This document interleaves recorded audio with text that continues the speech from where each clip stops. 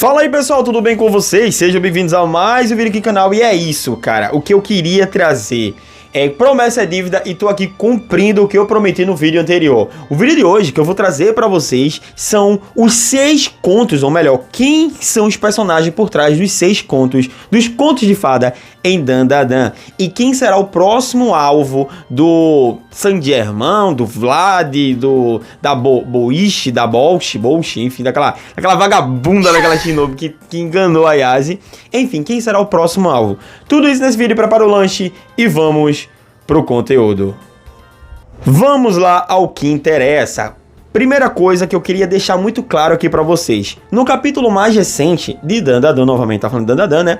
Quando mostrou esse painel, tá? Muita gente levantou, ai meu Deus, o que é isso? Por que Alice é a Yase? E por que Zuma é o João e Maria, né? Ele representa o conto de João e Maria.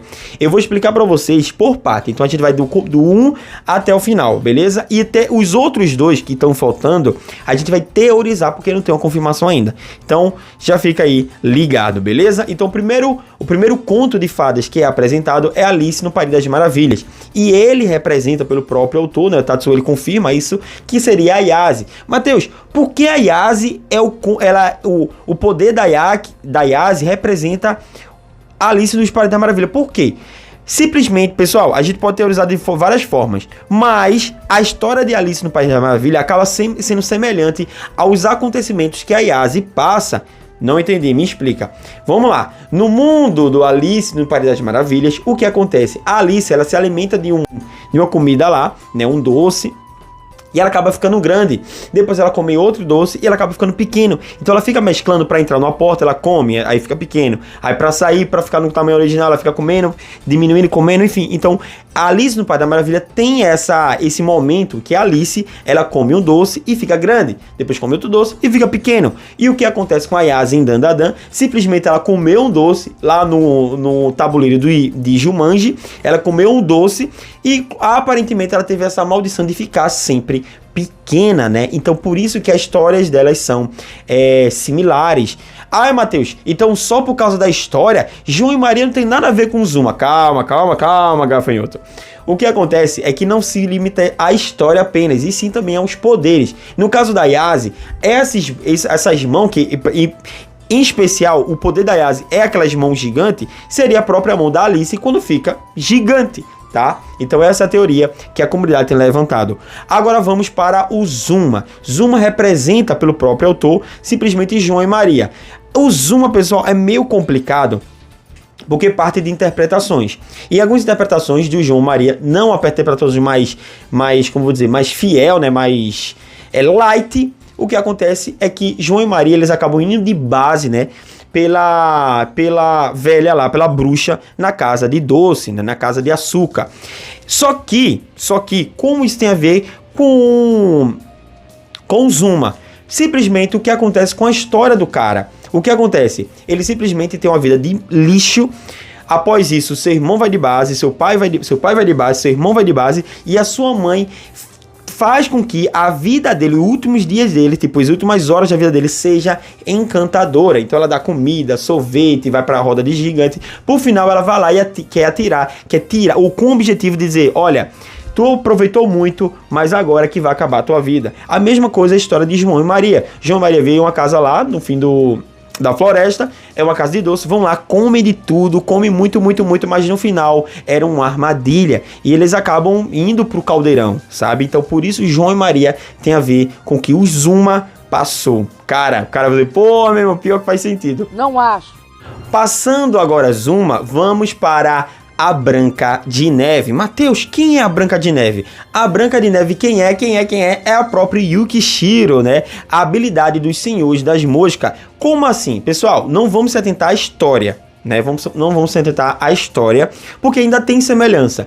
Mas o ponto em questão é o seguinte, é que a habilidade da Branca de Neve nos livros, nos filmes, em toda a trilha, né? Simplesmente na mídia que a gente conhece hoje, é simplesmente que ela tem a habilidade, ela canta e vem os animais, cervos, caralho, aquário, tudinho tocando zarai no seu aniversário. E o que acontece com a Yukishiro é a mesma coisa. Ela tem a habilidade de tocar ou cantar ou fazer qualquer coisa ou das suas intenções, e animais, mosca, barata, inseto, tudo vai pra cima dos seus adversários. Ou seja, a Yukishiro, ela tem como histórias paralelas com a seu conto de fada, que seria a própria Branca de Neve. Aí você pensa, mas a Ló, você não tá dizendo que a Ló sempre é similar ao personagem por trás dos poderes? A gente pode meio que teorizar que a Branca de Neve parece um pouco com a história da Yukishiro. Vamos lembrar a história da Branca de Neve. Uma garota, né, que ela tem os 7 anões lá, tudinho, a mesma coisa que aparece com a Yukishiro, que ela tem aqueles minions, né, aqueles anãozinhos pequenininhos acompanhando ela.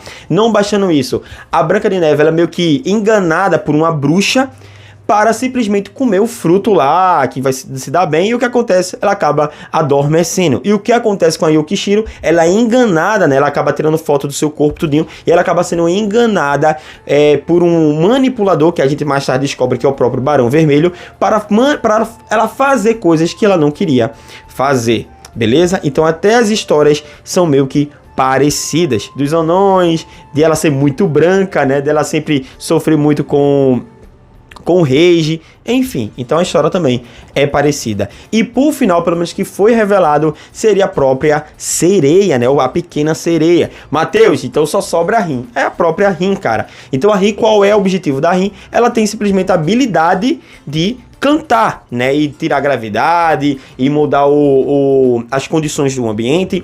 E no paralelo à sereia, a sereia tem a habilidade de cantar e induzir, né, ou manipular os seus amantes, dos seus adversários. Ou seja, não é que a Rin ela manipula o seu adversário, mas ela manipula a gravidade, né? Ela induz a gravidade a funcionar de forma diferente, de acordo com as suas intenções, beleza? Então, terminando agora, pessoal, o ciclo dos 4 personagens que foram mostrados, né, nesse painel. Dizendo, ó, esse painel representa esses personagens aqui. Aí ficou a questão na comunidade de tipo, vamos lá, a gente ainda tem o Pinóquio e tem a própria Chapeuzinho Vermelho. Aí que começa a teoria. Você é feia.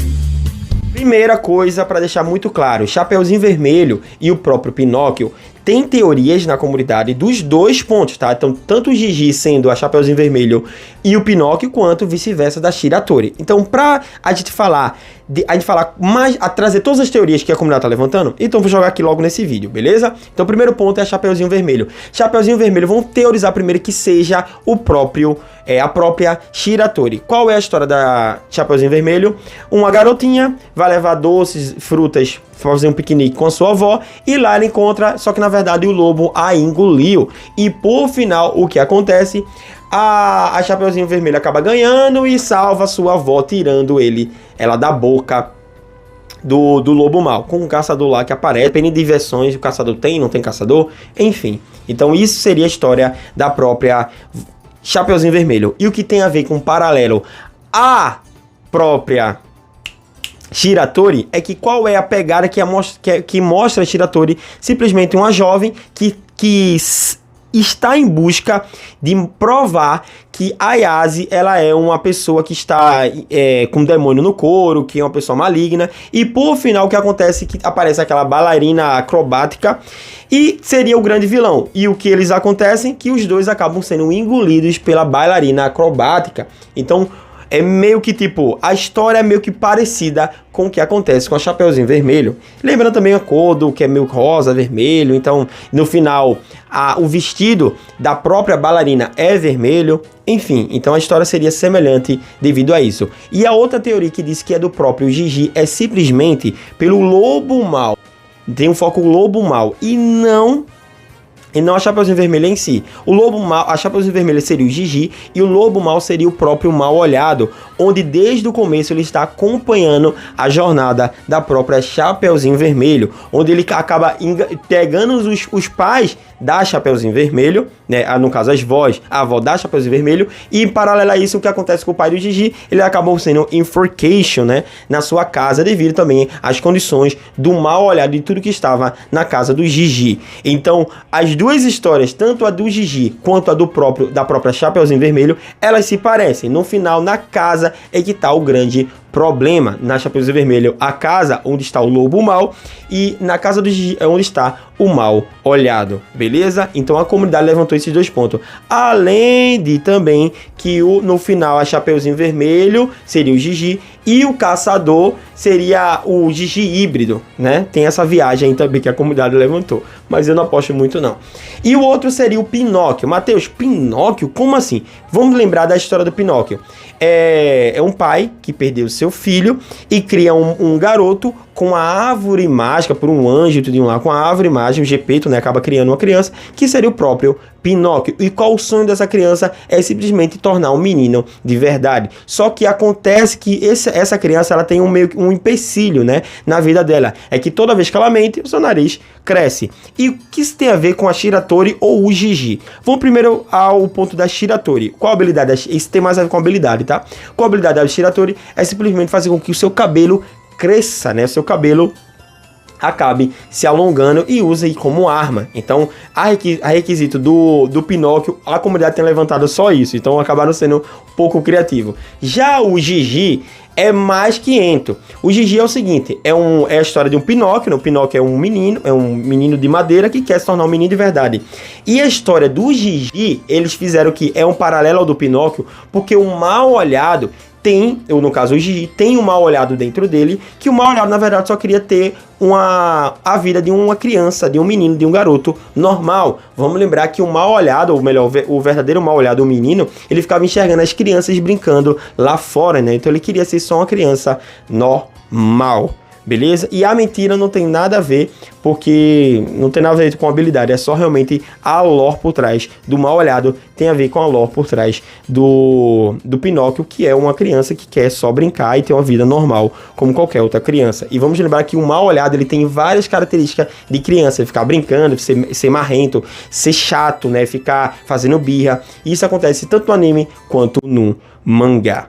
Beleza, pessoal? Então, mas é aquilo. Isso eu levantei as 2 teorias, né? Ou melhor, as 4 teorias sobre quem seria a Chapeuzinho Vermelho e o próprio Gigi. Agora, deixa aí embaixo nos comentários qual tu acha que faz mais sentido. O Gigi ser a Chapeuzinho Vermelho ou o Pinóquio, ou a Shiratori ser a Chapeuzinho Vermelho ou ela sendo a Pinóquio, né? Porque vamos lembrar que também em Pinóquio ele mente muito e a Shiratori é muito vigarista, ela acaba mentindo muito também na história. Enfim, esse foi o vídeo, muito obrigado, cara, é aquilo, se inscreve no meu canal, assiste esse meu canal de game, tô postando vídeo todo mês, pelo menos uma vez no mês eu tenho que postar vídeo lá, porque é um vídeo muito mais trabalhado, ativa o sininho, vira membro, tem muito vídeo bacana, beleza? E é isso, falou!